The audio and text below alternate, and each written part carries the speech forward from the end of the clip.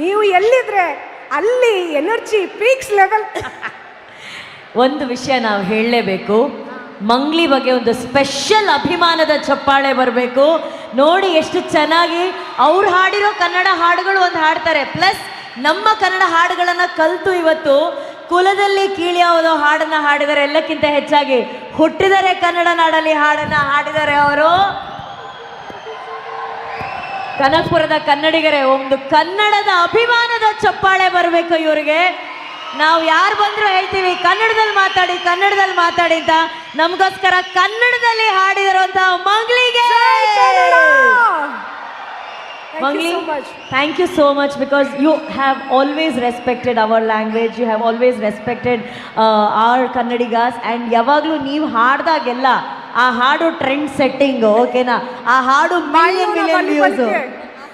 ಬಲ್ಲಿ and ಇನ್ನೊಂದೇನೆಂದರೆ, not just cinema ಹಾಡುಗಳು, ಮಂಗ್ಲಿ ಅವರ ಜನಪದ ಹಾಡುಗಳು, ಫೋಕ್ ಸಾಂಗ್ಸನ್ನು ಅವರೊಂದು ಬೇರೆ ಟಚ್ ಕೊಟ್ಟು ಇವತ್ತು ಮತ್ತೊಮ್ಮೆ ಫೋಕ್ ಹಾಡುಗಳಿಗೆ ಮರುಜೀವವನ್ನು ಕೊಡ್ತಾ ಇದ್ದಾರೆ.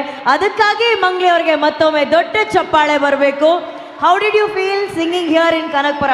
ಹೆಂಗಿದೆ crowd? How's the energy? Super, the energy was oh my god fantastic. Anushree, thank you so much. And నీ గురించి ఒక మాట చెప్పాలి, నాకు కన్నడలో ఇంత ప్రాపర్గా చెప్పను కాబట్టి. నిజంగా నువ్వు సూపర్ సూపర్ సూపర్.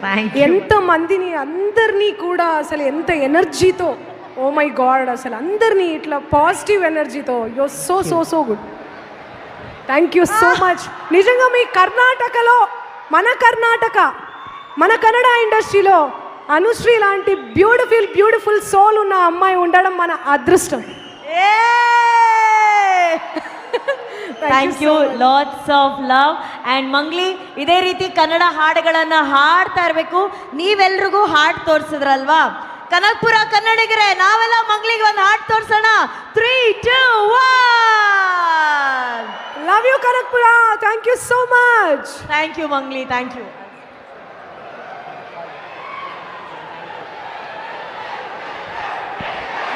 No.